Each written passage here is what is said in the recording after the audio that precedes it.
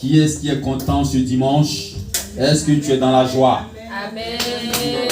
Alléluia. Est-ce que tu es dans la joie? Ma fille Viran, est-ce que tu es dans la joie? Liora, est-ce que tu es dans la joie? On acclame le Seigneur Liora. Alléluia. Nous allons ce jour parler de deux types de personnes. Alléluia. Le thème d'aujourd'hui c'est faites tout ce qu'il vous dira. Alléluia. Faites tout ce qu'il vous dira. Bien-aimés, nous avons vu ce cas-là lorsque Jésus était aux noces de Canaan. Et la mère de Jésus, Marie, a dit aux disciples, faites tout ce qu'il vous dira. Et aujourd'hui, nous allons voir deux types de personnes. Deux types de personnes qui seront des modèles pour nous. Alléluia. Nous allons voir le cas de Moïse et nous allons voir le cas d'Abraham. Alléluia. Parce que de nos jours, il est important qu'en tant qu'enfants de Dieu, nous puissions faire tout ce que Dieu nous dira. Mais par moments, nous commettons des erreurs parce que les hommes peuvent prendre leurs paroles pour les paroles de Dieu. Amen. L'homme peut prendre ses propos pour les propos de Dieu. Et souvent on dit, comme c'est le pasteur qui a dit, comme c'est le prophète qui a dit, c'est que c'est de Dieu. Donc il faut le faire. Mais nous allons voir deux personnes qui ont entendu la voix de Dieu. Moïse et Abraham. Bien-aimés, je veux juste ouvrir une parenthèse pour dire, ce n'est pas parce qu'il faut faire tout ce qu'il vous dira que tu dois faire tout ce que le pasteur dit. Il faut que ça soit conforme aux Écritures. Alléluia. Gloire à Dieu. Exode le chapitre 3, le verset 1er. Si quelqu'un peut lire avec moi. Et nous allons avancer. N'hésitez pas, je vais vous donner un micro. Comme ça, on va participer ensemble. Alléluia. Exode le chapitre 3, le verset 1er. Nous commençons au verset 1er. Et nous avons Exode chapitre 7 et Genèse chapitre 22, le verset 1 à 18. Donc on peut préparer les versets. Exode le chapitre 3, verset 1. Exode chapitre 7 et Genèse chapitre 22, verset 1 à 18. Ok. Je vais dire le chapitre 3, verset 1 au nom de Jésus-Christ. Moïse était devenu berger du troupeau de son beau-père Jéthro, le prêtre de Madian. Il conduisit le troupeau derrière le désert et vint à la campagne de Dieu, à Horeb. L'ange de l'Éternel lui apparut dans une flamme de feu au milieu d'un buisson. Moïse regarda et vit que le buisson était tout en feu sans être consumé. Moïse dit, je veux faire un détour pour voir quelle est cette grande vision et pourquoi le buisson ne brûle pas. L'Éternel vit qu'il faisait un détour pour regarder. Dieu l'appela du milieu du buisson en disant, Moïse, Moïse. Il répondit, me voici. Dieu dit, ne t'approche pas d'ici. Retire tes sandales, car l'endroit où tu te tiens est une terre sainte. Il ajouta, je suis le Dieu de ton père, le Dieu d'Abraham, le Dieu d'Isaac et le Dieu de Jacob. Moïse se cacha le visage. Il avait peur de regarder Dieu. L'Éternel dit, j'ai vu la souffrance de mon peuple qui est en Égypte et j'ai entendu les cris qu'il pousse devant ses oppresseurs. Oui, je connais ses douleurs. Je suis descendu pour le délivrer de la domination des Égyptiens et pour le faire monter de ce pays jusque dans un bon et vaste pays. Un pays où coule le lait et le miel. C'est l'endroit qu'habitent les Cananéens, les Héthites, les Amoriens, les Phérésiens, les Héviens et les Jébusiens. Amen. Gloire à Dieu. Amen. Gloire à Dieu. Amen. Aujourd'hui, nous sommes en train de parler, vous pouvez vous asseoir. Nous sommes en train de parler de cette bonne parole qui nous est donnée aujourd'hui. Faites tout ce qu'il vous dira. Mais nous voyons une chose très importante concernant le cas de Moïse. Exode chapitre 3 que nous venons de lire. Et le prochain verset, ça sera Exode chapitre 7. Et l'autre verset, ça sera Genèse 22. La Bible nous dit que Dieu s'est révélé à Moïse pendant que Moïse était en train de paître quoi? Le troupeau. Alléluia. Il dit, Moïse faisait paître le troupeau de Jéthro, son beau-père. Alléluia. Moïse était en train de travailler. Moïse était occupé et Dieu se révèle à Moïse. Moïse voit un buisson ardent il voit le feu, mais ça ne consume pas. C'est normal qu'il soit surpris, qu'il soit étonné. Et Moïse s'approche. Et la Bible nous déclare que Moïse était en train de se détourner et Dieu lui dit, Moïse, Moïse. Dieu a fait quoi? Il a appelé Moïse. Alléluia. Donc d'abord, pour comprendre le message, avant de faire tout ce que Dieu nous dira, nous devons d'abord entendre la voix de Dieu. Parce que Dieu s'est révélé à Moïse. Le verset 4, il dit quoi? L'Éternel vit qu'il se détournait pour voir. Et Dieu l'appela du milieu du buisson et dit, Moïse, Moïse. Et il répondit, me voici. Alléluia. Donc bien aimé, tu dois faire tout ce que Dieu va te dire. Mais si tu n'entends pas la voix de Dieu, comment est-ce que tu sauras que Dieu t'a parlé? Amen. Moïse a entendu la voix de Dieu. Moïse a été cet homme-là qui se promenait. Il faisait son travail de tous les jours. Il sortait à ces heures-là pour conduire le troupeau de son beau-père. Parce que c'était un beau-fils exemplaire. Mais la Bible dit que, ayant vu cela, il a voulu se détourner. Dieu l'a appelé. Donc dans notre marche chrétienne, Dieu va nous appeler. Dieu va nous donner des signes. Dieu va nous interpeller par des situations. Dieu peut nous interpeller par des événements. Dieu peut nous interpeller par le climat. Et Dieu interpellait Moïse par le buisson ardent. Ouais. Mais nous, les enfants de Dieu, aujourd'hui, nous ne tenons pas compte des situations autour de nous. On ne se rend pas compte que Dieu même peut nous parler par la vie d'un païen. On ne se rend pas compte que Dieu peut nous parler par la vie d'un enfant. On ne se rend pas compte que Dieu peut nous parler même par la vie d'un fou. Oui. Il y a des fous même qui ont parlé à des hommes. Il y a des fous qui étaient des instruments que Dieu a utilisés pour réveiller la conscience d'une personne. Tu es dans le péché et puis Dieu va utiliser un païen même pour te dire, toi aussi arrête. Et pourtant lui les païens, les situations de la vie doivent nous enseigner. Et la Bible déclare que Moïse ayant vu ce buisson-là, c'est pas normal. S'il y a un feu, ça doit consumer. Mais pourquoi ça ne consume pas? On doit se poser des questions dans notre marche chrétienne. Alléluia. Amen. Si tu marches avec le Seigneur, apprends à te poser des questions. Parce que si tu ne te poses pas des questions, tu vas toujours avancer sans savoir où tu vas. Et Moïse s'est posé des questions. Quand tu vois quelque chose qui est anormal, pose-toi des questions. Pourquoi Dieu permet cela? Pourquoi Dieu veut que cette situation soit ainsi? Pourquoi Dieu a permis que je sois dans ce lieu? Pourquoi Dieu a permis que je passe par cette difficulté? Certainement Dieu a un message. Et Moïse s'est interrogé. Moïse était, si je peux dire, curieux. Et aujourd'hui, rares sont les enfants de Dieu qui sont curieux. On voit quelque chose d'anormal qui se passe dans notre maison. On dit c'est pas grave. Tu dors, tu te réveilles, tu as eu un cauchemar, c'est pas grave.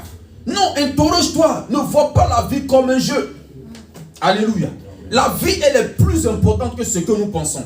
Et Dieu, par des situations, par des événements, veut nous parler, veut se révéler à nous, veut nous montrer des choses importantes de la vie. Mais c'est à nous, à chacun de nous, d'être quoi? Vigilant. Ouais. D'être attentif. Parce que le signe de Dieu peut passer partout. Partout et partout. Tu peux même marcher, tu es pressé et tu as oublié quelque chose. Ça peut être un message de Dieu. Juste pour t'interpeller sur quelque chose. Alléluia. Tu peux arriver de la manière que tu avais rangé ton bureau. Ce n'est pas la même manière que tu l'as trouvé. Ça doit t'interpeller. Mais pourquoi c'est comme ça? Qu'est-ce qui s'est passé? Peut-être que quelque chose s'est passé à ton absence. Quelqu'un est venu poser un autre truc là. Donc tu dois être un enfant de Dieu curieux. Alléluia. Curieux de connaître Dieu, curieux de comprendre Dieu, curieux d'apprendre Dieu, curieux de savoir qui est Dieu. Mais aujourd'hui, on n'est pas curieux. On peut être curieux sur les choses de ce monde, mais on n'est pas curieux sur les choses spirituelles. On doit être curieux. Pourquoi? Comment fonctionne l'onction? Comment fonctionne la puissance? Comment ça fonctionne? Pourquoi les gens parlent en langue et moi je ne parle pas en langue? Pourquoi l'autre prophétise et moi je n'arrive pas à prophétiser? Pourquoi l'autre a le don de discernement? Moi je n'ai pas le don de discernement. Moïse était un homme curieux. Alléluia. Mais ce qui me plaît, c'est que Dieu a parlé à Moïse. Dieu a appelé Moïse. Il a dit, Moïse, Moïse. Alléluia. Nous, on ne cherche même pas à entendre la voix de Dieu. Souvent Dieu nous appelle, mais on n'entend pas. Souvent Dieu nous parle, mais on ne sait pas que Dieu nous a parlé. Pourquoi? Parce qu'on a des oreilles bouchées. Amen. Si à la maison, papa est à l'étage, il est quelque part, et puis il crie, il appelle les enfants. Quand il dit le nom de l'enfant, Serge, Serge, si l'enfant n'entend pas, est-ce qu'il peut venir? Il ne viendra pas. Mais quand il dit le nom, par exemple, Vérane, Vérane, quand tu entends ton nom, qu'est-ce que tu fais? Tu viens, tu réponds, on répond comment? Oui papa, oui maman, et on vient. Mais quand on n'entend pas la voix, on ne peut pas répondre. Tu ne peux pas répondre à une voix que tu ne connais pas. Tu ne peux pas répondre à quelque chose que tu n'as jamais entendu. Amen. Donc nous devons être attentifs à la voix de Dieu d'abord. Si tu n'entends pas la voix de Dieu, tu ne peux pas faire. Tu ne sauras pas ce que Dieu veut que tu fasses. Alléluia. Et Dieu dit à Moïse, j'ai vu la souffrance, le verset 7, il dit, j'ai vu la souffrance de mon peuple. Alléluia. Amen. Donc bien aimé, l'œuvre de Dieu, ce n'est pas notre œuvre. C'est l'œuvre du Seigneur. C'est son peuple. Ce n'est pas notre peuple. Alléluia. C'est vrai qu'on peut dire ce sont mes fidèles, ce sont mes enfants spirituels. Mais vous êtes le peuple de Dieu. Vous êtes les brebis du Seigneur. Vous êtes les enfants du Seigneur avant d'être les enfants du pasteur. Alléluia. Donc ce n'est pas notre œuvre. C'est le peuple de Dieu qui était en captivité. Et c'est Dieu qui voit la souffrance de son peuple et qui décide au moment voulu d'apporter la solution. Est-ce que quelqu'un me suit? Parce que Moïse à l'époque, il a vu la souffrance du peuple. Et Moïse a voulu apporter une solution. Qu'est-ce qui s'est passé par la fin? Il a été chassé. Il a été chassé. Lui-même, il était obligé de fuir pour se cacher. Tout est retourné contre lui parce qu'il a voulu lui-même se porter garant pour être une source de bénédiction dans la vie du peuple. Bien aimé, il y a des choses que tu ne pourras jamais faire dans la vie des gens. Avec l'expérience du ministère, j'ai compris. Il y a des gens que tu vois dans la souffrance. Tu dis non, en tant que pasteur, il faut que je l'aide. Mais pendant que tu es en train de l'aider, Dieu ne veut pas que tu l'aides. Mais toi, tu vas forcer pour l'aider. Mais en l'aidant, ça retourne contre toi. Tu dis, mais ce frère, j'ai voulu l'aider. Et pour finir, c'est lui-même qui devient, si je peux dire, ton bourreau. C'est lui-même qui devient ton persécuteur. C'est lui-même qui devient cette personne-là qui te rend la vie difficile. Parce que Dieu ne voulait pas que tu puisses intervenir. Et nous confondons tout. Nous voulons faire comme Moïse. On se lève nous-mêmes, on veut faire les choses. On veut prendre le devant. On veut faire tout à la place de Dieu. C'est le peuple de Dieu. C'est l'œuvre du Seigneur. C'est le travail que tu as. C'est Dieu qui t'a donné ce travail. Il connaît. Laisse Dieu au devant. Amen. Alléluia. Yes. Laissons Dieu prendre le contrôle des choses. On peut lire le chapitre 7. On va comprendre. Je lis la parole de Dieu. Exode, le chapitre 7. Amen. Le bâton changé en serpent. L'Éternel dit à Moïse, regarde, je te fais Dieu pour le Pharaon. Je te fais Dieu pour Pharaon. Continue. Et ton frère Aaron sera ton prophète. Toi, tu diras tout ce que je t'ordonnerai, et ton frère Aaron parlera au Pharaon pour qu'il laisse les Israélites partir de son pays. Vous voyez, Dieu dit à Moïse, je ferai de toi quoi? Dieu pour Pharaon. Et ton frère Aaron qui est là, il sera comme ton interprète. Alléluia. Il sera le prophète. Et tu diras ce que moi Dieu je vais te dire là. C'est ça que tu dois faire. Alléluia. Amen. Toi tu diras tout ce que je t'ordonnerai. Est-ce que vous voyez? Donc pour que Moïse puisse aller faire la mission, c'est parce que lui-même l'a entendu. S'il n'avait rien entendu, est-ce qu'il pouvait faire quelque chose? Non. Donc, si tu n'entends pas, tu ne peux pas être efficace. Tu ne peux pas être dynamique. Mais il a entendu une voix. Et Dieu lui a donné des instructions. Bien aimé, dans ta marche chrétienne, il y aura des instructions que Dieu va te donner. Dans la marche de ton ministère, il y aura des instructions que Dieu va te donner. Dans ta foi chrétienne, il y aura des instructions que Dieu va te donner. Et c'est étape par étape. Alléluia. Amen. Dieu a fait les choses étape par étape. Et souvent, nous voulons que Dieu nous dise tout maintenant. Non. Quand Moïse a voulu lui-même se jouer les défenseurs, quand il s'est retrouvé dans les problèmes, Dieu a permis qu'il tire une leçon. Et il a compris, il était obligé de s'échapper. Et étant loin, Dieu maintenant se révèle à lui. Dieu lui parle. Il dit, j'ai vu la souffrance de mon peuple, je te choisis. Et après, maintenant, Dieu lui dit au chapitre 7, je t'établis maintenant comme Dieu pour Pharaon. Est-ce que vous voyez? C'est une autre quoi? Instruction. Bien aimé, tu dois écouter l'instruction de Dieu. Dieu peut te dire aujourd'hui, je veux que tu jeûnes, je veux que tu pries, je veux que tu lises ta Bible, je veux que tu parles de Dieu à cette personne. Dieu peut passer par toutes les situations. Mais soyons juste quoi? Attentifs. Alléluia. Il dit, tu diras ce que moi je vais te dire. Ce n'est pas ce que nous voulons dire que nous devons dire. Alléluia. Mais aujourd'hui, l'enfant de Dieu peut prendre lui sa prophétie pour faire la prophétie de Dieu. Parce qu'il a besoin de payer son loyer. Et puis Dieu me dit de te dire de donner une offrande de 1000 euros. Et quand le chrétien n'est pas mature, il ne lit pas la Bible, il n'a pas de discernement, il tombe dans l'erreur. Alléluia. C'est ce que Dieu dit. Parce que si c'est Dieu qui a parlé, Dieu ne ment pas. Je ne sais pas si quelqu'un me suit. Dieu ne ment pas. Donc nous devons vraiment entendre la voix de Dieu. Aujourd'hui, on confond prophétie et la chair. Aujourd'hui, on confond la prophétie divine et la prophétie charnelle. Alléluia. Parce que les féticheurs aussi prophétisent. Les marabouts prophétisent. Tout le monde peut prophétiser. Même un bébé peut prophétiser. Tout le monde peut prophétiser. Parce que prophétiser là, c'est le fait que tu n'es pas. Alléluia. Tu vas parler, mais c'est Dieu qui doit parler. Parce qu'il y a le prophète de Baal. Est-ce que Balaam était un prophète de Dieu? Il y a le prophète de Balaam. Il y a le prophète, il y a le combien? Il y a nos féticheurs qui sont aussi des prophètes. Ils disent des choses claires sur la vie des gens. Et les gens voient cela s'accomplir. Mais tu dois dire, pour un enfant de Dieu, tu dois toujours dire ce que Dieu te dira. Alléluia. Amen.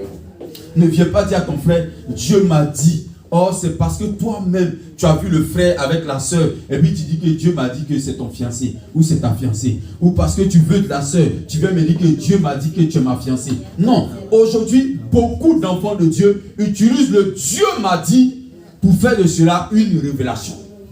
Parce que dès l'instant où quelqu'un dit Dieu m'a dit, toi tu peux ajouter quoi? Rien. Parce que si tu me dis que Dieu t'a dit, moi je ne peux rien ajouter.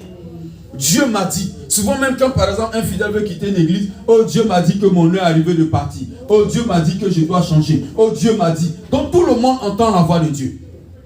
Mais pour les choses importantes, on n'entend pas la voix de Dieu.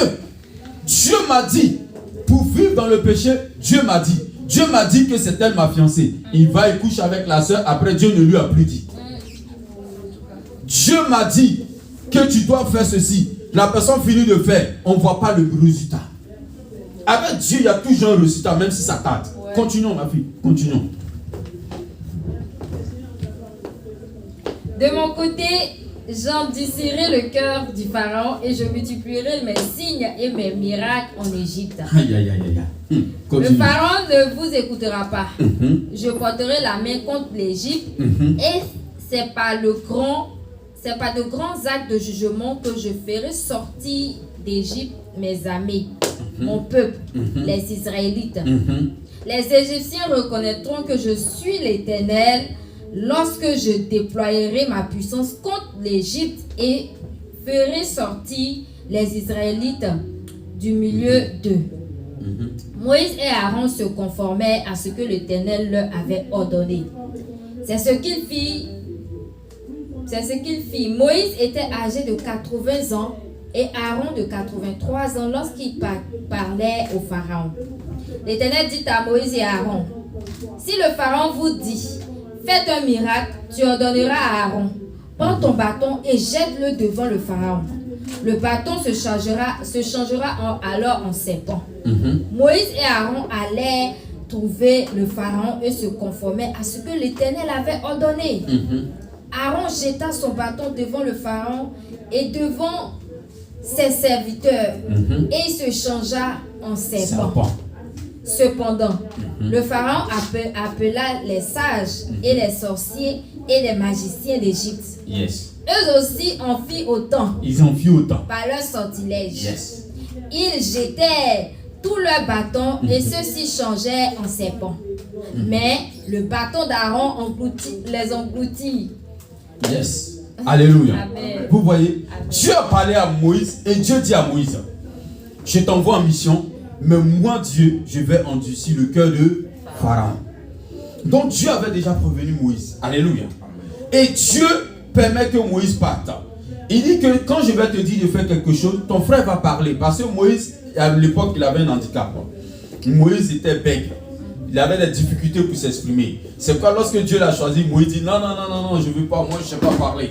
Alléluia. Ne regarde pas tes faiblesses, ne regarde pas à ton incapacité, mais compte sur Dieu. Amen. Alléluia. Dieu peut utiliser ton handicap pour glorifier son nom.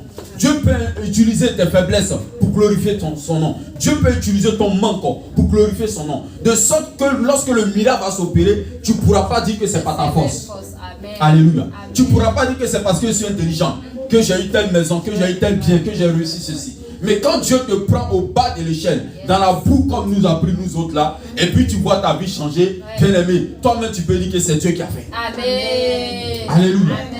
Tu sais que c'est Dieu qui a fait. Parce que de là où tu es et de là où Dieu t'envoie, Moïse maintenant ne compte plus sur sa force. Parce que sa force l'a mis dans des problèmes. Son intelligence l'a mis dans des problèmes. Son courage l'a mis dans des problèmes. Bien aimé, tu peux être courageux, mais le courage va te mettre dans des problèmes.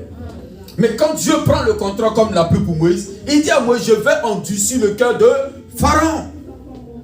Et Moïse part, il dépose sa verge. La verge devient quoi? Un serpent. Alléluia. Bien aimé, la Bible déclare que Pharaon ne s'est pas arrêté là. Hein. Pharaon a appelé aussi ses magiciens. Bien aimé, Dieu va se glorifier, le diable aussi va vouloir se glorifier. Pendant que Dieu bénit ta vie, le diable aussi veut bénir ta vie. Quand Dieu commence à agir dans ta vie, le diable aussi veut apporter quelque chose. Parce que lui, il est toujours là, il est toujours aux aguets et il guette la situation. Il veut te faire miroiter quelque chose. Et si tu n'as pas le discernement, tu laisses ta vie être contrôlée par le diable. Alléluia. Mais ce qui me plaît, lorsque Pharaon a fait son serpent, la Bible dit que le serpent de Moïse a fait quoi? Il les engloutit, il les a avalés. Alléluia. Donc bien aimé, quand tu laisses Dieu prendre le contrôle, quand tu écoutes les instructions de Dieu, même quand le diable va venir avec lui sa parole, il va venir avec lui son miracle, il va venir avec lui ses activités, tu verras que la main de Dieu va engloutir celle du diable. Amen. Alléluia. La main de Dieu va dominer. Quand Dieu est avec toi, même si le diable apporte la maladie, Dieu va te restaurer. Amen. Quand Dieu est avec toi et tu obéis, quand le diable apporte des problèmes, même on t'a discrédité, même on va dire des fausses choses, on va même te menacer au travail, Dieu va venir changer la situation. Amen. Parce que il veut toujours glorifier son nom. Amen. Mais ce qui me plaît dans la vie de Moïse, quand nous lisons la suite, on sait qu'il y a eu quoi? 10 plaies. Alléluia. 10 plaies. Et pourtant, Dieu a dit à Moïse que je vais libérer mon peuple. Bien aimé, à la première plaie, Moïse sort, il repart, il dit, mais Dieu, j'ai parlé. Dieu dit, va encore. Alléluia. Souvent, nous, lorsque nous entendons la voix de Dieu et que nous faisons la première action, il n'y a pas de miracle, on se décourage. Il n'y a pas de solution, on se décourage. Mais Seigneur, regarde mon âge. Mais Seigneur, regarde ma vie. Je vieillis. Je suis en train de prendre la ménopause. Je suis stérile. J'ai pas d'enfant. J'ai échoué au bac. Je n'ai pas de bonnes notes. Je suis découragé. Je ne vais plus à l'église. Pourquoi Dieu n'a pas fait? Moïse a connu les 10 épreuves. Alléluia. La vie n'a pas été facile pour Moïse. Pourtant, Dieu avait choisi Moïse. Est-ce que c'est faux? Est-ce qu'il n'était pas choisi de Dieu? Est-ce qu'il n'avait pas entendu la voix de Dieu? Est-ce que Dieu ne lui avait pas parlé? Mais est-ce que c'est au premier miracle que Dieu s'est glorifié? Dieu même peut endurcir le cœur des hommes. Tu peux compter peut-être sur ton frère, ta soeur, une personne, tu dis non, celui-là, je sais que si je vais le voir, il pourra me rendre ce service. Parce qu'il a les moyens. Et tu pars et puis la personne te regarde en face et te dit non. Parce que Dieu veut glorifier son nom. Alléluia. Et Moïse est passé par là. La première épreuve pouvait apporter le découragement. Ça n'a pas été facile pour Moïse. Lisons bien les Écritures. Hein. Nous allons voir que par la suite, même Moïse ne comprenait plus la situation. Il fait un miracle. Pharaon fait le contraire. Il fait, Pharaon fait. Il fait, Pharaon fait. Bien aimé, si tu n'es pas patient, tu vas laisser tomber les choses. Parce que tu sors d'un problème, un autre problème se met là. Tu finis de résoudre ce problème-là, un autre vient. Tu dis, mais qu'est-ce qui ne va pas? Si tu n'es pas courageux, tu vas te dire, mais j'ai trop péché. Dieu est contre moi. Dieu m'a abandonné. Si Dieu dit il est avec moi, pourquoi est-ce que j'ai fait le premier miracle? Pourquoi est-ce que je suis sorti du chômage, j'ai trouvé le travail? Maintenant, je suis dans un foyer, mon foyer a des problèmes. Maintenant, je vais à l'école, j'ai eu une bonne note l'année dernière. Cette année, j'ai des mauvaises notes. C'est que Dieu n'est plus avec moi. Nous, dès la première difficulté, on va directement à la conclusion. Mais Moïse n'a pas agi ainsi. Alléluia. Moïse a été quoi? Persévérant. Je veux dire à quelqu'un, ce n'est pas parce que tu vas faire tout ce que Dieu te dit que Dieu est obligé d'agir en moins de 5 minutes. À l'instant T, au moment où toi tu t'attends. Le temps de Dieu n'est pas ton temps. Parce que c'est lui qui endurcit le cœur. C'est lui qui est le maître des temps et des circonstances. Donc il fallait qu'il épuise Pharaon. Il fallait qu'il démontre à Pharaon que ses féticheurs peuvent tout faire, ses sorciers peuvent tout faire, mais ils n'ont pas le dernier pouvoir. Alléluia. Et Dieu par moments permet ces choses-là aussi pour nous préparer. Moïse étant sorti de ces épreuves-là, quand Moïse partait, il était préparé. Il était aguerri. Alléluia. Mais pourquoi Dieu a fait cela à Moïse? Il est en train de préparer Moïse à la patience. Parce que lorsque nous lisons les Écritures et nous avançons, nous allons voir que Moïse n'a pas été tellement patient. Parce que le comportement du peuple a fait que Moïse même était en colère. Or Dieu est en train de préparer qui? Moïse. Alléluia. Dans ta marche chrétienne, le Seigneur va te préparer par des situations. Le Seigneur va te préparer par des noms. Le nom de Dieu est aussi une réponse. Alléluia. Non, on pense que Dieu doit toujours nous dire oui. Non. Le nom de Dieu a aussi une réponse. Le silence de Dieu a aussi une réponse. Alléluia. Les échecs dans nos vies sont aussi des réponses. Moïse pourrait dire, mais j'ai échoué. Dieu a fait. Pharaon fait. Donc Dieu n'est pas fort. Je laisse tomber l'affaire. Il y a des gens qui étaient chrétiens aujourd'hui se retrouvent païens. D'autres même ont abandonné le chemin de Dieu. Ils ne veulent même pas entendre parler des choses du Seigneur. Parce qu'ils n'ont pas compris l'école du Seigneur. Moïse était à l'école du Saint-Esprit. Et là-bas, c'est l'écoute, l'obéissance. Mais Dieu n'est pas obligé de faire comme nous voulons. Quand nous voulons, au moment que nous voulons. Ça a été le cas de Moïse. Nous pouvons lire la suite de l'histoire. Les 10 plaies. Je vais dire à une personne, peut-être que tu as compté tes épreuves, mais je vais te dire que peut-être que pendant que toi tu as compté, peut-être ça fait 50. Mais certainement, peut-être pour Dieu, tu as la deuxième plaie. Peut-être que pour Dieu, tu as la première plaie. Ou même que peut-être pour Dieu, c'est maintenant que tu seras comme Moïse et tu vas fuir pour aller en exil. Peut-être que pour Dieu, c'est maintenant que tu es en train même de te promener avec le troupeau et il va te parler dans le bûcheron Adam. La Bible déclare que un jour pour l'homme et pour nous, devant Dieu, c'est quoi? Pendant que toi tu es en train de compter, il y a fait 2000 ans, en 2021, chez Dieu là, c'est zéro. C'est maintenant même qu'on a fait deuxième journée. Alléluia. Amen. Pendant que nous on compte 24 heures, pour Dieu là même, il n'a même pas encore mis, comment on dit, je ne sais même pas comment on dit le mot là même en français encore. Pendant que toi tu as compté 24 heures, ça fait 5 ans que je souffre. Peut-être chez Dieu c'est maintenant, pour Dieu ça fait une seconde. Pendant que nous sommes en train de dire ça fait 5 ans de souffrance. Dieu lui dit, mais ça fait une seconde seulement. C'est en une seconde là tu pleures comme ça. Donc Dieu est celui-là qui est capable. Alléluia. Amen. Nous allons lire un autre exemple. Genèse chapitre 22. Je n'irai pas loin, nous allons finir et nous allons prier. Quelqu'un a trouvé? Si vous voulez lire, n'hésitez pas, la personne qui a trouvé peut lire. Du premier chapitre Oui, du premier verset. Genèse 22, verset 1 à 2. Après ces choses, Dieu mit Abraham à l'épreuve et lui dit, Abraham, et il répondit, me voici. Dieu dit, prends ton fils, ton unique, celui que tu aimes, Isaac, va-t'en au pays de Morija, et là offre-le en holocauste sur les montagnes que je te dirai. Abraham se leva du bon matin, sella son âne, et prit avec lui 2 serviteurs et son fils Isaac. Il fendit du bois pour l'holocauste et partit pour aller au lieu que Dieu lui avait dit.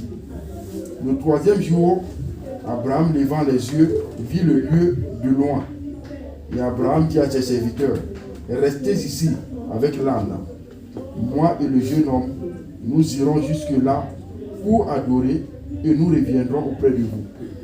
Abraham prit le bois pour l'holocauste, le chargea sur son fils Isaac et porta dans sa main le feu et le couteau. Et qu'ils marchèrent tous ensemble. Alors Isaac, parlant à Abraham, son père, dit, « Mon père. » Et il répondit, « Me voici mon fils. » Isaac reprit, « Voici le feu et le bois, mais où est l'agneau pour l'holocauste? » Où est l'agneau pour l'holocauste? Aïe, aïe, aïe, aïe. Continuons. Abraham répondit, « Mon fils, Dieu se pourvoira lui-même de l'agneau pour l'holocauste. » Yes. Et ils marchèrent tous deux ensemble. Lorsqu'ils furent arrivés au lieu que Dieu lui avait dit, Abraham y éleva un autel et rangea le bois. Il lia son fils Isaac et le mit sur l'autel par-dessus le bois. Puis Abraham étendit la main et prit le couteau pour égorger son fils. Alors l'ange de l'Éternel l'appela des cieux et dit, Abraham, Abraham. Et qu'il répondit, me voici. L'ange dit, n'avance pas ta main sur l'enfant et ne lui fais rien. Amen. Amen. Gloire à Dieu. Amen. Voici une autre personne aussi qui a entendu quoi? La voix de Dieu. Notre thème c'est faites tout ce qu'il vous dira. Et Abraham aussi a entendu la voix de Dieu. Et Dieu lui dit, sacrifie-moi ton fils. Dieu même avait fait une promesse à Abraham. Je te donnerai un fils. Et par ce fils-là, tu auras une multitude.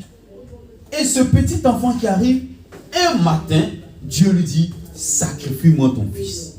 Bien-aimé, moi je ne sais pas si je pouvais agir comme Abraham. Alléluia. Je ne sais pas. Je ne pense même pas. Parce que c'est facile d'accuser, hein? Mais dans sa situation, imaginons. Et Abraham a le courage de prendre des serviteurs, de prendre son fils. Il n'informe même pas son épouse. Et il part avec l'enfant. Et l'enfant lui dit, mais on part là, père. On a le bois. On a tout ce qu'il faut. Parce que l'enfant connaissait comment ça se passait. Il a déjà vu son père le faire. Mais où est l'agneau pour le sacrifice? Le papa répond, Dieu se pourvoira lui-même. Pourquoi? Parce que Abraham connaissait Dieu. Parce que Abraham a découvert qui était Dieu. Donc Abraham maintenant dans sa marche chrétienne, il était un homme de foi. Il a connu des épreuves avec Dieu. Ça lui a pris des années pour avoir un fils. Donc il a compris que si Dieu lui a donné, Dieu peut encore faire. Alléluia. Amen. Et Abraham part. Et au moment de vouloir égorger l'enfant, la Bible nous dit que l'ange lui parle. Abraham, Abraham. Il est encore question ici d'entendre la voix de Dieu. Beaucoup d'enfants de Dieu ont commis des erreurs dans leur vie. Dieu m'a dit de laisser mon travail. Dieu m'a dit que ce n'est pas ma femme. Dieu m'a dit que ce n'est pas mon mari. Dieu m'a dit que ce n'est pas ma place. Et ils laissent leur boulot. Ils abandonnent ces choses que le Seigneur leur a données. Sous forme qu'ils ont entendu la voix de Dieu. Bien-aimé, entends vraiment la voix de Dieu. Parce que le diable parle. La chair parle.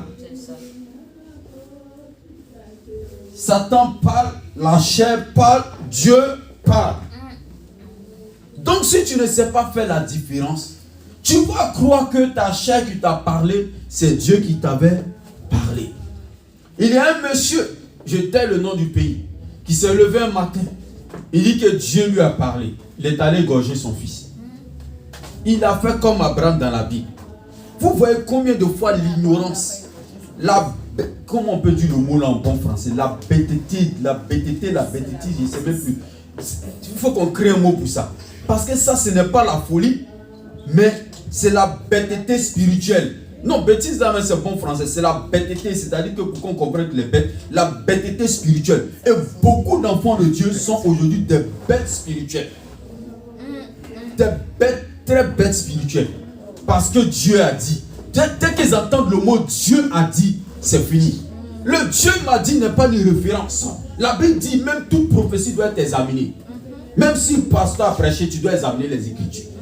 Tu dois examiner la prophétie. Est-ce que la prophétie elle est de Dieu? C'est pourquoi les chrétiens de Béret examinaient les Écritures.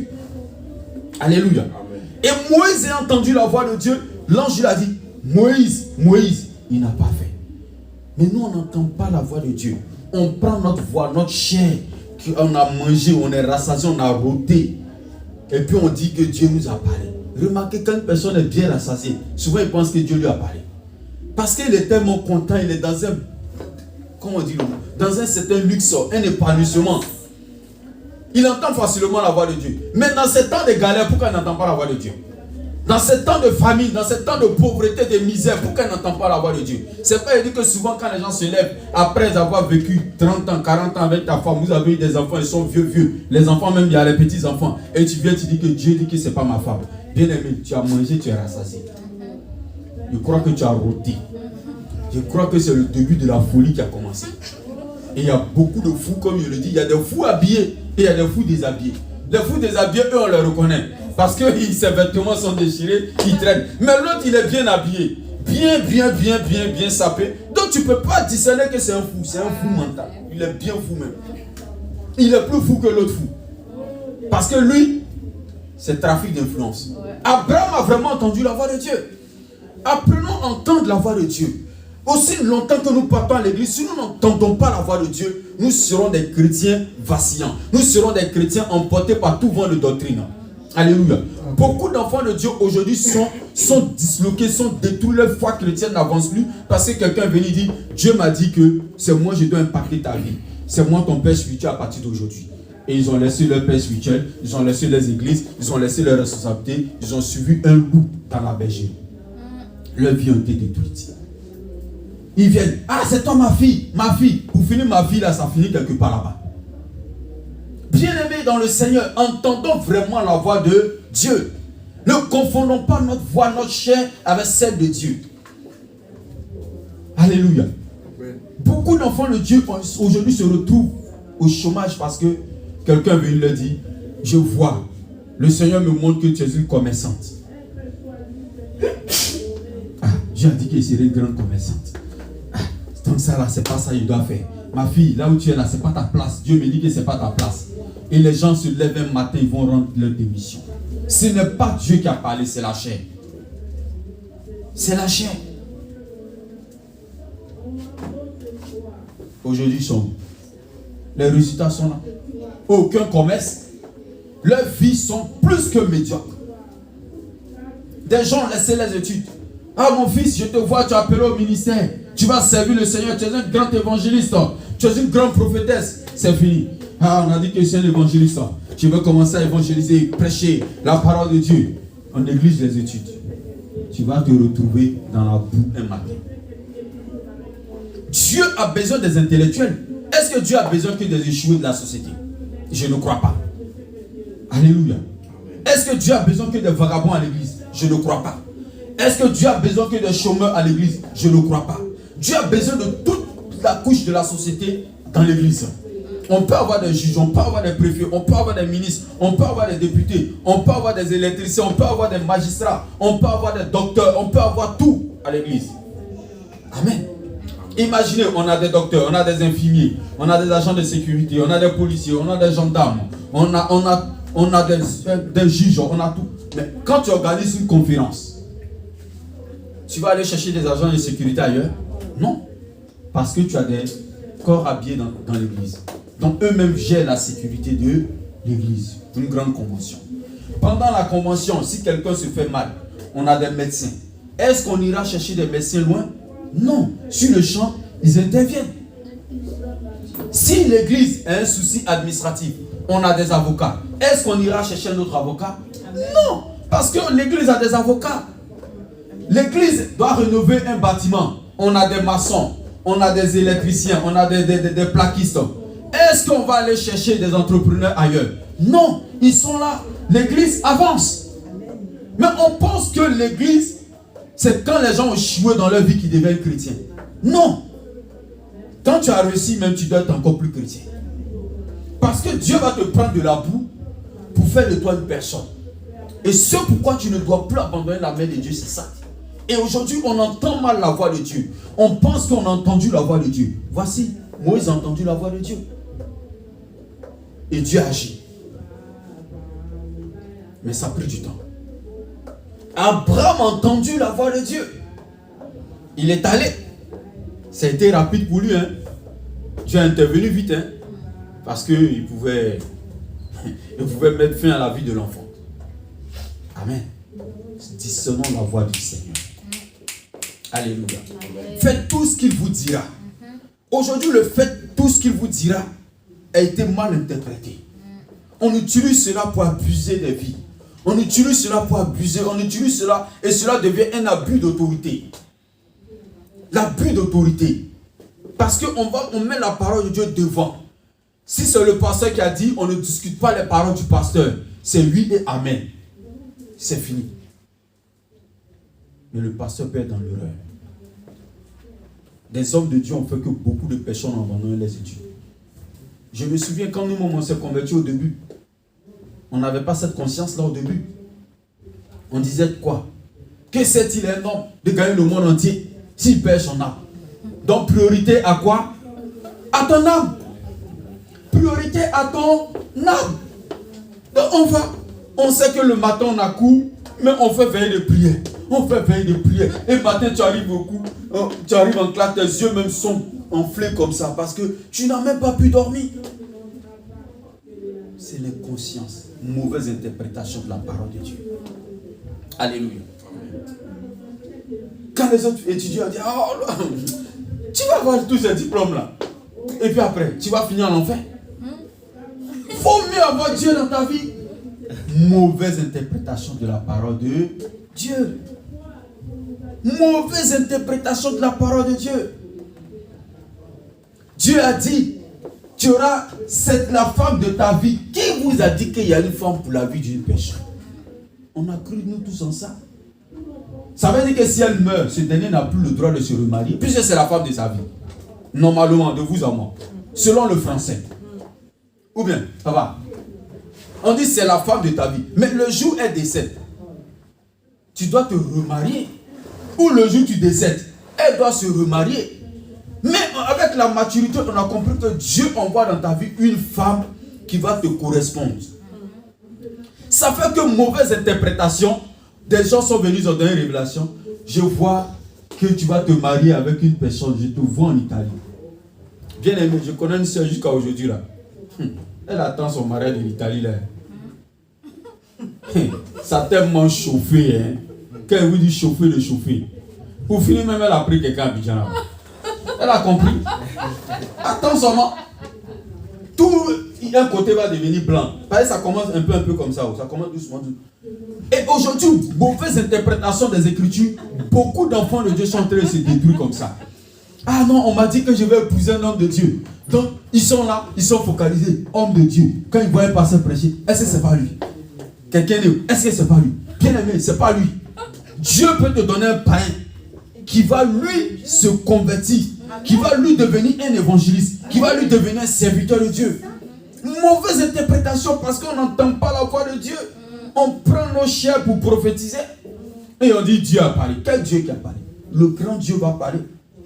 Et notre terre là va être comme ça. Non, arrêtons de plaisanter. Arrêtons de plaisanter avec le Dieu. Alléluia. Non, on a cru en ces faux enseignements là parce qu'on a été très mal enseignés. Non, il faut la femme doit être une aide. Donc tu pries, Seigneur, je veux une femme qui prie beaucoup, une femme qui jeûne beaucoup. Donc quand tu vois une soeur qui prie beaucoup, tu dis, Sarah, c'est ça, c'est celle-là que je peux marier. Mais tu la maries même, tous ceux qui ont marié, les seuls même qui jeûnent beaucoup, qui prient beaucoup, genoux à terre. Pour ne pas dire même tête à terre, couché. Après ça finit quoi? Judoka. Parce que la Bible a dit quoi? La femme sera quoi? Une aide. Donc, toi tu peux être pasteur, tu prêches, et ta femme peut être là pour gérer les enfants. C'est une aide. Parce que l'éducation des enfants, c'est pas du jeu. Hein. Un enfant raté, c'est un problème pour toute une génération. Mais pour nous aider là, on pense que c'est ministère seulement. Il faut que maman pasteur prêche. Il faut que maman pasteur soit capable de tout faire. Maman pasteur peut ne pas savoir faire. Mais elle peut être bien par exemple dans l'organisation. Alléluia. Elle peut avoir une capacité peut-être communiquer l'amour, communiquer la joie. Chacun a son domaine dans la maison de Dieu. Amen. Et jusqu'à aujourd'hui, beaucoup d'hommes de Dieu commettent cette erreur encore. On dit non, ma femme ne prie pas trop. Le Seigneur dit que celle-là, ce n'est pas elle. On va chercher une autre. Parce qu'il y a la secrétaire là qui est toujours là, qui est motivée. Et si la secrétaire est célibataire, tu veux quoi? Elle sera motivée. C'est normal qu'elle soit motivée parce qu'elle n'a pas d'occupation. Elle n'a pas d'enfant. Elle n'a rien. Mais bien aimé, regarde quand tu quittes au travail, tu rentres à la maison. Quand tu vois tes enfants, même tu es comment, papa? On n'est pas fatigué? Est-ce qu'on n'est pas fatigué? Souvent même pour passer du temps même avec tes enfants, même tu ne peux même pas. Tellement tu es cassé. Tu es épuisé. Tu arrives, tu manges, tu dors. Et il va dire, mais maman pasteur, prie même pas. Maman pasteur, prie même pas. Maman pasteur peut ne pas prier aujourd'hui, mais demain peut prier. Ou bien sa petite prière de 5 minutes là, ça peut te sauver. Moi, à des moments, c'est ma femme même qui prie. Hein. Je suis KO même. Et puis j'entends la prière, je me lève comme ça, je la vois en train de prier. Souvent, même si KO tellement, je l'entends prier, mais puis moi-même, je suis parti. Mais pourtant, ce n'est pas qu'elle fait des prières de 10 heures, de 50 heures. Mais le peu là, elle sait gérer son peu. Donc, enfant de Dieu, entendons bien la voix de Dieu. On a vécu dedans. On veut, hey Seigneur, donne-moi un songe, donne-moi un signe. Je veux voir si c'est elle vraiment, si c'est lui vraiment. C'est pas lui, c'est pas elle. Sors de là, sois délivré. Aujourd'hui, si tu m'entends, je vais te délivrer. Entends la voix de Dieu, elle est dans la parole de Dieu. Alléluia. Déjà, la priorité, marche avec une personne qui a la crainte de Dieu. C'est déjà important. Mais beaucoup d'enfants de Dieu sont aujourd'hui en train de détruire leur vie. Parce qu'ils pensent avoir entendu la voix de Dieu. Ils pensent qu'ils sont en train de faire la volonté de Dieu. Non, tu fais la volonté de ta chair. Tu fais la volonté de ta chair. Et la chair va te détruire. Elle va t'éloigner. Au point que beaucoup aujourd'hui croient être plus spirituels que le pasteur. Oh pasteur, Dieu m'a dit qu'on doit faire ça. Dieu parle. Et si le pasteur n'a pas fait, ah non, pasteur, Dieu a dit on doit faire comme ça. Mais hey, calme-toi. C'est Dieu qui a parlé, non? Dieu là, il va nous gérer. Il faut te calmer, bois calmos. Calme-toi, bois de l'eau. Parce qu'on confond notre zèle avec quoi? La parole de Dieu. Il y a beaucoup de personnes aujourd'hui qui sont dans cette erreur-là. Non, Dieu a dit, je dois parler. Si je ne parle pas, le jugement va venir. Ma soeur, donne ta vie à Jésus. Sinon, tu vas partir en enfer. On a prêché l'évangile comme ça. On a traqué des gens même. On les traquait. Mon frère, si tu ne donnes pas ta vie à Jésus là, tu vas partir en enfer. Tu vas mourir, tu vas partir en enfer. Moi, je t'ai parlé. C'était sur le jugement de Dieu là. C'est sur toi maintenant. Moi, j'ai fini. Ton sang n'est plus sur ma vie. On a prêché l'évangile comme ça. On a prêché l'évangile comme ça. Les gens pensaient, non, on a fait des bêtises dans nos vies, dans notre marche chrétienne. Mais la maturité aujourd'hui nous a fait comprendre beaucoup de choses. Parce qu'on a cru qu'on était dans nos ailes. Il me connaissait. On m'appelait comment? L'homme dur, j'étais comme ça. Comme le fer. Dieu me priait, je ne prie pas. Hein. J'étais rigoureux. La rigueur. Mamma mia. Pasteur Europa. La rigueur. Je suis devenu doux maintenant. Hein, parce que j'ai grandi en maturité. Alléluia. Il y a des choses que je ne pouvais pas accepter. Mais le Seigneur m'a fait comprendre que tout le monde n'est pas la même chose et tout le monde ne grandit pas au même rythme. Alléluia. Pour moi, non, tu es chrétien, tu dois être comme ça. Même l'aiguille, même là, est-ce que l'aiguille est droite? Il y a un côté qui est un peu comme ça. Mais on était dans une gamme là. Dans une... Comment il peut dire? On était, voilà, dans un zèle amer. Un zèle excessif. Voilà, c'est le bon mot. C'est-à-dire que notre zèle même dépassait Dieu. On faisait comme Moïse au début. Moïse, au début, il a vu les gens très ici. Il dit, hé, tu es en train de te battre avec mon frère. Tu te prends pour qui? Ça, c'est un zèle. Moïse était trop zélé. Le zèle, ça met l'homme dans le problème. Ton zèle va te mettre dans des problèmes. Laisse Dieu conduire ta vie. Sois saint. Je le dis tout, la parole de Dieu, elle est très, très simple. Elle est très simple. Lis la Bible. Il y a un verset que tu ne comprends pas. Demande au pasteur. Demande à ton responsable. Demande à une personne qui va vraiment t'aider. Parce qu'il y a d'autres, eux-mêmes, ils sont perdus. Mais ils veulent aider les autres. C'est comme ces chrétiens qui aujourd'hui n'évangélisent pas les païens. Mais eux, ils évangélisent que les chrétiens. Je ne sais pas si vous les avez déjà croisés.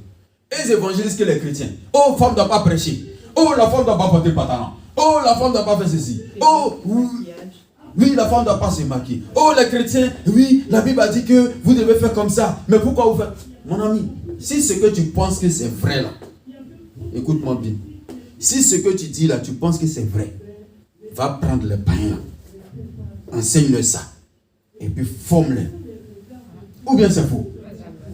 Mais pourquoi on pense avoir entendu la voix de Dieu? Et c'est que chez les chrétiens, on se focalise. Ils ne vont pas voir les païens. Hein. Quand ils voient que tu te convertis, ma soeur, viens à l'église. Là où tu es là, on n'enseigne pas bien. Viens, on va bien t'enseigner. La parole de Dieu, c'est comme ça que tu dois faire. Ah, tu savais comment on faisait. Pourquoi quand la personne était musulmane, tu n'es pas parti le chercher? Pourquoi quand elle était en train de fumer son joint là, tu n'es pas parti le chercher? Pourquoi quand la personne était en train de vivre ses échecs scolaires, en train de se promener au lieu de partir en classe, tu n'es pas parti parler de Jésus à cette personne? Et tu attends quand la personne se stabilise en Jésus pour venir casser ses pieds. Vous voyez, il y a des loups dans la bergerie. Ne faisons pas forcément tout ce que l'on nous dit, mais faisons tout ce que Dieu nous dit.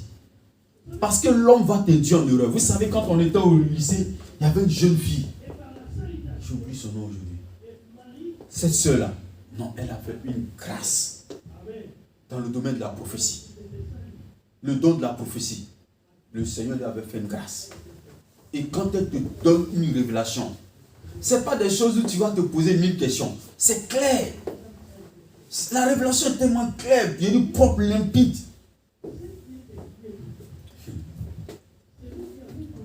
Dans le lycée, là, il y a un autre groupe, ils se sont levés là-bas. Et ils ne prêchent pas l'évangile aux païens. Hein. C'est que les chrétiens. Ils sont pas dû trouver la sœur. La femme ne doit pas prophétiser. La femme ne doit pas faire ceci. Le temps du Saint-Esprit s'est passé. Le baptême dans le Saint-Esprit s'est passé. Des enseignements tordus, penchés, gauche, droite. Il dit toujours, quelqu'un va prendre un verset pour le sortir de son contexte. La sœur, maintenant, elle ne venait plus à la cellule. Ça commence un peu. Hein. C'est des petites semences. Elle a commencé à croire en ça. Elle a commencé à tuer la foi en elle. Ils ont tué la foi dans la vie de la sœur. Elle nous évitait. Quand elle nous voyait, même elle nous évitait. Ils ont commencé à détruire un bon homme comme ça. Il y avait la fille de notre proviseur qui n'était même pas chrétienne. Elle était... Ouais. On a commencé à faire un travail. La fille s'est donnée au Seigneur. Vous voyez, un travail formidable d'évangélisation se donne au Seigneur. Eux, tout ce qu'ils avaient à faire, c'était de détourner. Vous comprenez dans quel monde nous sommes? Et il y a beaucoup comme ça de nos jours. Soyons vigilants. Vous êtes élève, vous êtes étudiant, soyez des exemples à l'école. Parce que pendant que le professeur parle, il y a quelqu'un qui va vouloir vous détourner. Hein. Le professeur l'a parlé, l'autre va taper sur ta tête. Il va te tirer, il va vouloir causer. Et pendant que tu es en train de causer, c'est toi le professeur voit. Et qui est sanctionné? C'est toi. Or, ce n'est pas toi qui avais commencé. Il y a des gens qui vont être là toujours pour nous distraire. Soyons focus. Entendons la voix de Dieu. Même si ça prend du temps, ce n'est pas grave. Moïse, ça n'a pas été facile. Le premier jour, il va voir Pharaon. Niet, il échoue. Pharaon dit non, le peuple papa. Il repart encore. Pharaon dit non. Pharaon dit oui. Après, il dit non. Pourtant, Dieu a dit. Pourtant, Dieu a dit. Et souvent, c'est ça. Tu dis, mais Dieu a dit. Et ça ne change pas. Dieu a dit. Je ne vois pas. C'est que ce n'est pas Dieu qui a parlé. C'est pas dire, entendons vraiment la voix de Dieu. Et soyons patients. Amen. Soyons patients. Et comme je le dis, ne confondons pas aussi la patience et la perte de temps. Amen. Ne confondons pas aussi la patience et la perte de temps. Mais si Dieu t'a parlé, sois patient. Un enfant de Dieu doit marcher dans la patience. Ce n'est pas la précipitation, ce n'est pas le vite fait. Non, on veut des choses vite fait. Que Dieu fasse maintenant, vite. Si Dieu n'a pas fait, ah oui, mon frère a eu ce. Bien aimé, quand mon frère arrivait en Europe, j'étais encore en Afrique. Tous mes gars ont commencé à partir. Et elle a dit, depuis là, Dieu m'a oublié. Oh, Dieu m'a oublié. Oh, Dieu m'a oublié. Moi, maintenant, je suis arrivé là. J'ai compris que Dieu ne m'a pas oublié. Hein. J'ai commencé à voir Nyamien, comme on dit en baoulé. J'ai commencé à voir Nyamien, le bon Dieu. J'ai commencé à voir la galère du vrai pain. J'ai dit, waouh, et il a fait l'air comme ça. Et j'étais là encore. Oh Dieu m'a oublié, oh Dieu m'a oublié, oh Dieu m'a oublié, oh Dieu. Dieu a commencé à me visiter. Aujourd'hui, je ne suis pas là. Je suis au large. Amen. Moi, je suis au large. Amen. Je sais d'où je suis quitté. Amen. Je sais où je suis. Je peux dire que je suis au large. Amen. Alléluia. Il est là, il peut témoigner. On a galéré. Il avait son petit studio là où on était cachés dedans. Souvent même, on ne sait même pas comment on va faire pour manger. C'était lui qui avait commencé à bosser le premier. Il travaille à Mercedes. Dans son petit salaire là. Il faut nous voir, on groupait sur son salaire là comme ça. Vraiment, il a un bon cœur. Et lui, quand il payait Navigo, il payait Navigo, carte de bus pour moi pour partir à l'école. Lui, il a commencé à bosser tôt. Bien aimé, on est sorti de la galère. Et les gens pensent que moi je dis, je ne fuis pas mes origines, hein. Je suis né pauvre, mais je suis au large. Alléluia. Aujourd'hui, il y a mangé dans mon réfrigérateur. Je bénis Dieu. Aujourd'hui, j'ai une femme. Je bénis Dieu. J'ai un enfant. Je bénis Dieu. Bien aimé, il y a des gens qui sont mariés qui n'ont pas d'enfant. C'est une grâce de Dieu. Peut-être que souvent on ne voit pas les grâces du Seigneur. Amen. Je n'ai pas eu bac plus 5, mais je peux faire équation de premier degré, deuxième degré. Ah bon? Alléluia. Équation de premier degré, deuxième degré. Ça, on peut résoudre ça. Ou bien, dissertation, on peut se défendre. Alléluia. C'est pourquoi je vais encourager les jeunes à aller loin à l'école. Nous, on n'a pas pu aller réussir, aller loin. Mais vous pouvez. Vous pouvez être la tête, vous pouvez être des sommets, vous pouvez être des références. Vous pouvez avoir des bons diplômes. Alléluia. Nous allons prier. Tu vas te lever. Il y a eu le cas d'Abraham, il y a eu le cas de Moïse. La patience avec Moïse. Alléluia. Avec Moïse, nous avons vu le cas de la patience. Alléluia. Avec Abraham, nous voyons combien de fois tu dois être sûr que tu as vraiment entendu la voix de Dieu. Et être une personne qui obéit à la voix de Dieu, mais avec sagesse. Alléluia. Ne faisons pas des erreurs. Tu vas prier, tu vas parler au Seigneur. Parle à ton Dieu, s'il te plaît. Éternel, mon Dieu, mon roi, nous voulons prier, nous voulons crier à toi. Nous voulons marcher dans la sagesse divine. Nous voulons avancer dans la sagesse divine. Je prie, ô Seigneur, que ta main nous conduise, que ta grâce nous conduise. Donne-nous ton intelligence. Donne-nous, éternel, mon Dieu, de marcher dans la crainte de ton nom. Et que tout projet, tout programme de l'ennemi contre nos vies, Seigneur, soit nul et sans effet. Nous voulons entendre la voix de Dieu. Nous voulons entendre ta voix, Seigneur. Nous ne voulons pas entendre la voix de la chair. Nous ne voulons pas entendre la voix du diable. Nous ne voulons pas entendre la voix éternelle, mon Dieu, des hommes. Mais nous voulons la voix de Dieu. Cette voix-là qui sauve, cette voix-là qui délivre. Cette voix-là qui nous fait sortir de mauvais chemins. Cette voix-là qui nous éloigne des projets sataniques, diaboliques. Seigneur, conduis-nous dans de bons chemins. Conduis-nous dans ta présence. Conduis-nous dans ta crainte. Conduis-nous dans ta grâce. Au nom puissant de Jésus-Christ. Éternel, mon Dieu, mon roi, je veux te rendre gloire. Je veux entendre ta voix. Je veux entendre ta voix. Donne-moi d'entendre ta voix. Donne-moi de mettre ta voix en pratique. Donne-moi, éternel, mon Dieu, mon roi, d'être patient comme Moïse qui a été patient. D'être patient comme Moïse, éternel, mon Dieu, mon roi. Les jours peuvent passer, les jours peuvent être difficiles. Mais Seigneur, je le proclame, je le déclare. Que la vie d'une personne qui n'entendait pas puisse entendre ta voix maintenant. Je déclare, Seigneur, que la patience accompagne une personne dans sa marche chrétienne. Je prie, Seigneur, mon Dieu, mon roi, que nous soyons des hommes et des femmes patientes. Je déclare maintenant la patience. Je déclare l'endurance. Je déclare au roi de gloire la sagesse. Que nous puissions être sages comme Moïse. Que nous puissions être sages, éternel, mon Dieu, mon roi, comme Abraham, Seigneur. Que nous puissions être patients, éternel, mon Dieu, comme tu l'as fait avec Moïse. Seigneur, j'appelle la patience dans nos vies. J'appelle la sagesse dans nos vies. Seigneur, donne-nous des sages, éternel, mon Dieu, afin de ne pas détruire nos vies, afin de ne pas détruire nos maisons, afin de ne pas détruire nos projets. Que ta sagesse nous anime au nom de Jésus-Christ de Nazareth. Je prie pour la sagesse de Dieu. Je prie pour la sagesse de Dieu. Je proclame la sagesse de Dieu. Que la sagesse de Dieu nous anime. Que la sagesse de Dieu nous accompagne. Que la sagesse de Dieu soit dans nos vies. Que la sagesse de Dieu soit dans nos familles. Que la sagesse de Dieu soit dans nos projets. Au nom de Jésus-Christ. Seigneur, nous voulons être obéissants à ta voix. Nous voulons entendre ta voix. Et nous voulons être des hommes et des femmes patientes. Car nous savons que tu fais chaque chose en son temps. Et Seigneur, ton temps n'est pas notre temps. Ton temps n'est pas mon temps. Ton temps n'est pas mon temps. Je prie que ton temps éternel, mon Dieu, mon roi, soit le meilleur dans nos vies. Au nom puissant de Jésus. Que la gloire et l'honneur te reviennent. Béni sois-tu notre Dieu. Béni sois-tu roi de gloire. Béni sois-tu prince de paix. Merci Saint-Esprit pour tout ce que tu fais. Que la gloire et l'honneur te reviennent.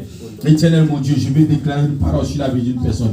Je veux proclamer, Seigneur, que ta fille puisse entendre ta voix, Seigneur. Qu'elle puisse entendre ta voix dans ses études. Qu'elle puisse entendre ta voix dans sa marche chrétienne, Seigneur. En son jeune âge, Seigneur, mon Dieu, mon roi. Visite-la, éternel, mon Dieu, mon roi. Visite-la, visite-la, visite-la. Visite-la comme tu as visité Timothée, Seigneur. Visite-la comme tu as visité Esther, Seigneur. Je viens prier pour la vie de ta fille, Seigneur. Je viens déclarer sur sa vie, Seigneur, mon Dieu, mon roi. Qu'elle puisse entendre ta voix maintenant. Qu'elle puisse entendre ta voix. Qu'elle puisse entendre ta voix. Je le proclame au nom de Jésus-Christ. Éternel, mon Dieu, mon roi. Qu'elle fasse la différence dans ses études. Qu'elle soit la tête et non la queue, Seigneur, mon Dieu, mon roi. Qu'elle ne néglige pas ses études. Qu'elle avance, Seigneur. Que tout piège de l'ennemi sur son chemin soit nul et sans effet. Au nom de Jésus-Christ. Éternel mon Dieu, viens et agis dans la vie de ton fils. Je prie au roi de gloire qu'il puisse entendre ta voix. Mais que tu lui donnes de marcher dans la patience, éternel mon Dieu, mon roi. Comme tu l'as fait avec Moïse. Que tu lui donnes la sagesse, éternel mon Dieu, mon roi. Afin de pouvoir être un exemple, éternel mon Dieu. Comme tu l'as fait avec Abraham. Seigneur, marche avec ton fils. Marche avec lui, Seigneur mon Dieu, mon roi. Et qu'il entende ta voix, Seigneur. Qu'il entende ta voix. Qu'il fasse la différence entre ta voix et celle du diable. Entre ta voix et celle de la chair. Et que le roi de gloire, il soit la tête et non la queue au nom de Jésus. L'Éternel agit au roi de gloire dans la vie de ta fille. Je prie, Seigneur, qu'elle puisse entendre ta voix, qu'elle puisse entendre ta voix, qu'elle puisse entendre ta voix, qu'elle puisse entendre ta voix, Seigneur, et qu'elle soit un modèle, un exemple pour sa génération, Seigneur. Je prie au roi de gloire que tu l'animes de cette patience-là que tu as donnée à Moïse, qu'elle soit animée aussi de cette sagesse que tu as donnée à Abraham, Seigneur. Je le déclare dans sa vie au nom puissant de Jésus-Christ. Qu'elle entende la voix de Dieu, qu'elle entende la voix de Dieu. Qu'elle entende la voix de Dieu, qu'elle entende la voix de Dieu. Je viens proclamer sur la vie de ta fille, Seigneur, qu'elle entende ta voix encore, qu'elle entende ta voix dans sa mission, qu'elle entende ta voix éternelle, mon Dieu, mon roi, afin de te servir encore avec zèle et motivation, Seigneur. Je prie, Seigneur, que tu lui donnes la patience que tu as donnée, éternel mon Dieu, mon roi, à ton fils Moïse. Que tu lui donnes la sagesse que tu as donnée, éternel mon Dieu, à Abraham, Seigneur. Je le déclare dans sa vie, Seigneur. Touche à sa vie, touche à sa vie, touche à sa vie, Seigneur. Et que, Seigneur, mon Dieu, qu'elle entende ta voix, qu'elle entende ta voix, qu'elle entende ta voix, qu'elle entende ta voix, Seigneur.